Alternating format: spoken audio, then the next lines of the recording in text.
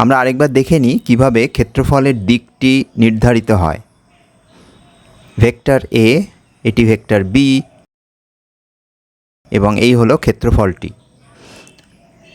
ডান হাতটি যদি আমরা ভেক্টর এ এর উপর স্থাপিত করি এবং আঙুলগুলি ভেক্টর বি এর দিকে মুড়ে দিই এবং থাম্ব বা বৃদ্ধাঙ্গুষ্ঠ যদি সোজা উপরের দিকে স্ট্রেচ করি, তাহলে পরে সেই বৃদ্ধাঙ্গুষ্ঠের দিকটি হবে ক্ষেত্রফলের দিক।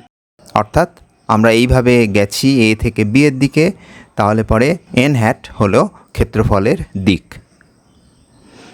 অর্থাৎ এরিয়া ভেক্টর ভেক্টর এস, সেটি হবে এস এন হ্যাট, অর্থাৎ vector A cross vector B. এখানে ডান হাতটি যেহেতু প্রথমে ভেক্টর এ এর উপর বসানো হয়েছে, সুতরাং ভেক্টর এ আগে আসছে। আবার একইভাবে আমরা যদি ডান হাতটি ভেক্টর বি এর উপর প্রথমে বসাই নিচ থেকে এবং তারপরে আঙুলগুলি ভেক্টর এ এর দিকে মুড়ে দিই এবং বৃদ্ধাঙ্গুষ্ঠকে ছড়িয়ে দিই, এখন নিচের দিকে তাক করে আছে আমাদের থাম্বটি, তাহলে পরে এই থাম্বের দিকটি হবে ক্ষেত্রফলের দিক। অর্থাৎ আমরা যদি ভেক্টর বি থেকে ভেক্টর এ এর দিকে আঙুলগুলি মুড়ে দিই, তাহলে পরে দিকটি হবে মাইনাস এন হ্যাট, অর্থাৎ নিচের দিকে, যেটিকে আমরা এম হ্যাট বলতে পারি। অর্থাৎ ওই একই ক্ষেত্রফলটি এখন আমরা নির্দেশ করব as area vector vector S prime equal to S into M hat. আগের এসই নিচ্ছি যেহেতু ম্যাগনিটিউড একই, ক্ষেত্রফলের মান তো চেঞ্জ হচ্ছে না, শুধু দিকটি পরিবর্তিত হচ্ছে। অর্থাৎ এটি হবে ভেক্টর বি ক্রস ভেক্টর এ। অনুরূপভাবে আমরা যদি একটি সার্কেল কল্পনা করি এবং সার্কেলটি যদি আমরা অ্যান্টি ক্লকওয়াইজ সেন্সে ঘুরি, তাহলে এরিয়া ভেক্টরটি হবে ভেক্টর এস ইকুয়াল টু পাই। আমরা ধরে নিচ্ছি সার্কেলের ব্যাসার্ধ হলো আর, সুতরাং হবে পাই আর স্কোয়ার ইন্টু এন হ্যাট। আবার ওই একই এরিয়াটি যদি আমরা ক্লকওয়াইজ সেন্সে প্রদক্ষিণ করি, তাহলে পরে এরিয়া ভেক্টরটি হবে পাই আর স্কোয়ার ইন্টু এম হ্যাট, যেখানে এম হ্যাট হলো নিচের দিকে। উল্লেখ্য যে এই এন হ্যাট বা এম হ্যাট হলো ক্ষেত্রফলের সাথে লম্ব। রেসনিক এবং হ্যালিডের একটি সিম্বল, খুব পপুলার সিম্বল রয়েছে, তার সাহায্যে আমরা চিহ্নিত করতে পারি। এন হ্যাট হলো এনসার্কেল ডট, অর্থাৎ towards the reader away from the paper, অর্থাৎ যে কাগজে লিখছি সেই কাগজ থেকে উপরের দিকে উঠবে ইউনিট ভেক্টরটি।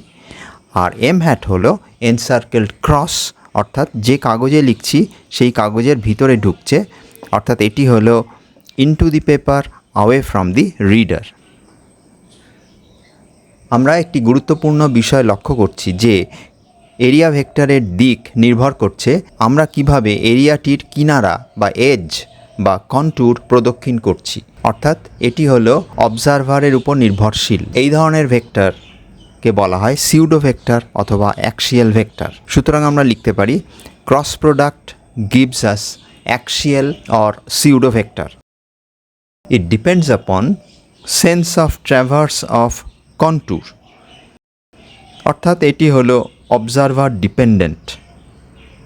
কে দেখছে তার উপর এরিয়া ভেক্টরের দিক নির্ভর করে, উপরের দিকে হতে পারে, নিচের দিকে হতে পারে। Depends upon sense of moving along the contour or edge of the area. Area of triangle কত হবে সেটি আমরা নির্ণয় করি। এটি হলো ট্রায়াঙ্গেল, ধরা যাক এইটি হলো ভেক্টর এ, এটি হলো ভেক্টর বি। ভেক্টর এ এবং ভেক্টর বি দিয়ে আমরা একটি সামান্তরিক কল্পনা করি। এটি হলো সামান্তরিকটি এবং ট্রায়াঙ্গেলটি হলো সামান্তরিকের অর্ধেক, কারণ সামান্তরিকটি কর্ণ দ্বারা দ্বিখণ্ডিত হচ্ছে। সুতরাং আমরা লিখতে পারি area of triangle equal to half of area of parallelogram. আবার এরিয়া অফ প্যারালালোগ্রাম হলো ভেক্টর এ ক্রস বি, সুতরাং এরিয়া অফ ট্রায়াঙ্গেল হচ্ছে half of A cross B, যেখানে ভেক্টর এ এবং ভেক্টর বি হলো ট্রায়াঙ্গেলের দুটি বাহু। আলোচনাটি শেষ করছি আমরা ভেক্টর প্রোডাক্টের গুরুত্ব বর্ণনা করে। ভেক্টর প্রোডাক্ট আমাদের কি দিচ্ছে? Vector product gives area enclosed by two vectors, অর্থাৎ vector S equal to vector R one cross vector R two, যেখানে এটি হলো ভেক্টর আর ওয়ান এবং এটি হলো ভেক্টর আর টু, এবং ভেক্টর এস এর মান হলো ভেক্টর আর ওয়ান এবং ভেক্টর আর টু দ্বারা উৎপন্ন প্যারালালোগ্রামের ক্ষেত্রফল। Direction perpendicular to a plane, যে প্লেনে দুটি ভেক্টর এ এবং ভেক্টর বি রয়েছে সেটি হল এ ক্রস বি এবং বি ক্রস এ। এ ক্রস বি হলো উপরের দিকটি এবং বি ক্রস এ হলো নিচের দিকটি। আমরা এখানে ইউনিট ভেক্টর আকারে লিখলাম। ফিজিক্সে বহুল ব্যবহৃত কিছু গুরুত্বপূর্ণ রাশি ভেক্টর প্রোডাক্টের সাহায্যে আমরা তৈরি করতে পারি। Vector product interrelates linear velocity vector V and angular velocity vector omega, linear momentum vector P and angular momentum vector L, force vector F and torque vector N।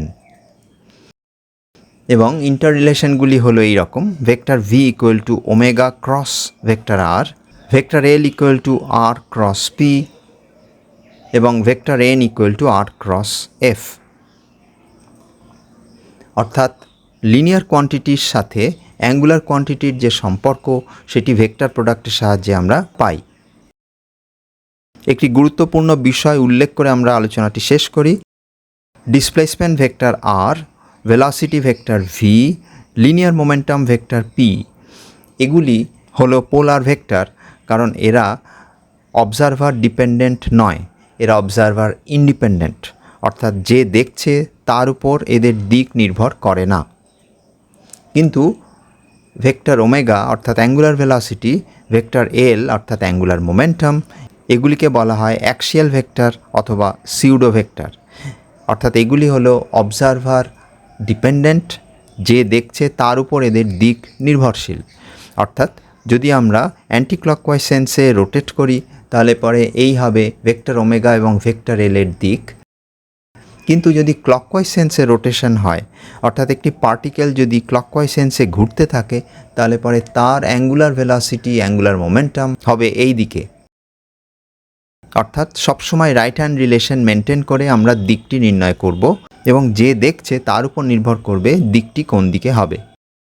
অর্থাৎ এটি হলো অবজারভার ডিপেন্ডেন্ট।